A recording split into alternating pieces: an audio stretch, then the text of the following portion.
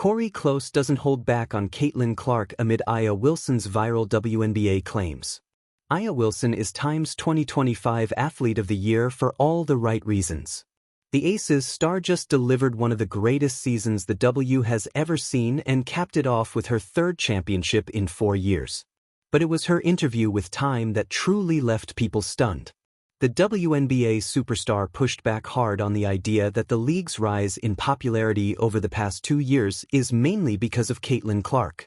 And that stance has sparked a huge uproar across social media. "It wasn't a hit at me because I'm going to do me regardless," Wilson said. "I'm going to win this MVP. I'll win a gold medal. Y'all can't shake my resume." It was more so, let's not lose the recipe. Let's not lose the history.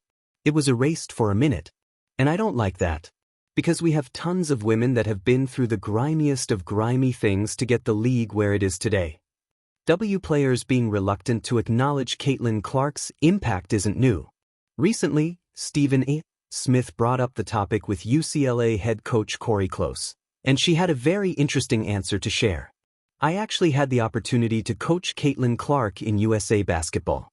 Even back then, she had a charisma about her that's infectious to everyone she comes in contact with," Coach Close said. "You know, even though I coach at UCLA, I can appreciate the impact of what's happening with Juju over at USC.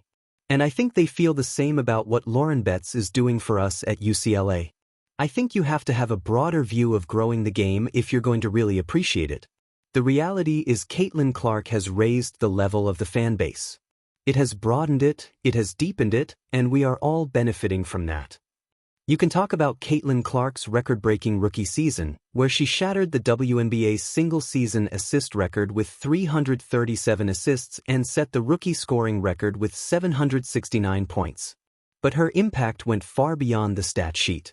What her presence did off the court was truly transformational for the league. Clark's regular season games in 2024 averaged 1.2 million viewers, a staggering 199% increase compared to games she didn't play in. TV viewership rose by 300%, and an incredible 45% of the league's total broadcast value came from fever games. Merchandise sales rose by 601%. Social media views increased by 436.2%. Overall attendance increased by 48%. If that doesn't prove the meteoric impact Caitlin Clark had on the W, then maybe this will. Dr. Ryan Brewer of Indiana University Columbus estimated that Clark generated $36 million in local economic impact on her own. And it didn't stop there. A Common Sense Institute report found that Iowa's GDP rose by an estimated $14.4 million to $52.3 million, fueled directly by the Caitlin Clark effect. So the fact remains that Caitlin is in the league because she can flat-out hoop. She built her fan base organically by staying home and playing for Iowa instead of joining a powerhouse program. Before her, no one in the women's game regularly pulled up from the logo. She did things fans had never seen, and that talent naturally drew the spotlight. That's why the spotlight is on her. Her fan base is simply bigger than everyone else's. But that doesn't mean fans will suddenly forget the work of the W greats who spent years building the league. No one is undermining their impact, and that includes Aya Wilson. This isn't some effort to erase the contributions of the women who shaped the WNBA, past or present. Caitlin Clark consistently praises the legends who came before her, and she never claims responsibility for making women's basketball the fastest-growing sport in the country, even though her influence has clearly helped drive that rise. The league viewership for both the regular season and postseason rose by 5% to 6% per game across ESPN networks, which shows where the WNBA is heading, even with Clark playing only 13 games. Yes, a new team was added and the schedule expanded, but the rise still points to an era where more and more fans are tuning in. As the talent level keeps climbing and new stars enter the league every year, the interest is only going to grow. The proof of the W's rising popularity comes from one of her own teammates, who recently overtook her to reach a major milestone of her own. Sophie Cunningham dethrones Caitlin Clark. Google recently released its annual Year in Search, highlighting the 10 most searched athletes in the US, and only one female athlete made the list. Last year, Caitlin Clark carried the WNBA's flag in the top 10. This year, that spot shifted to her teammate Sophie Cunningham, who replaced Clark on the list. Cunningham was asked about making Google's most searched athlete list on the December 9th episode of her Show Me Something podcast. She gave an honest reaction, saying, "You know, I don't really know how to feel about that. It's kind of cool, I guess. You're the only female up there. That's fun. Being the only woman on the list was pretty cool.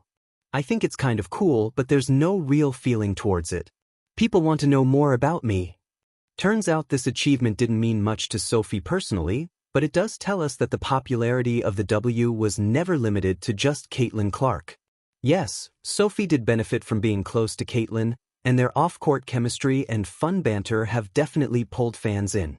But this moment proves the league isn't a one-woman show. Caitlin helped elevate the WNBA, not take credit away from the women who built it. The WNBA world had barely finished catching its breath after Aya Wilson's latest viral comments when another voice, the kind that usually favored calm, measured insight, entered the conversation with surprising force. Cori, known for her thoughtful leadership and steady presence on the sidelines, stepped into the storm with a conviction that rattled fans, analysts, and players alike. It all began with an off day at a mid-season coaches' summit in Phoenix. The air buzzed with talk of Aya's remarks the night before, her pointed claim that the Caitlin Clark phenomenon had warped the landscape of WNBA storytelling. Social media was practically on fire, with highlight clips and hot takes swirling so fast that even seasoned reporters struggled to keep up. Cori arrived in a navy warm-up jacket, hair tied back, coffee in hand. She expected to spend the morning discussing youth pipelines and defensive evolution. Instead, the first question thrown at her was whether she agreed with Aya. At first, she answered carefully, like a chess player testing the pieces. But as more reporters pushed, asking whether Clark's rise was unfair, overblown, or overshadowing the league's wider legacy, something shifted in her expression. It was as though the coach in her, the one who valued grit, growth, and hard truths, decided it was time to speak plainly. "Listen," Cori said, leaning forward with a fire that surprised even the panel of veteran coaches beside her.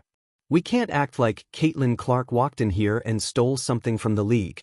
She didn't take anything, she added something." The room fell silent. "She didn't erase history," Cori continued. "She forced people to look at it. She made them ask, what came before this? Why is she the first player some fans have paid attention to? What have we been missing?" That's not erasure. That's exposure. You could almost hear the collective inhale of journalists typing faster.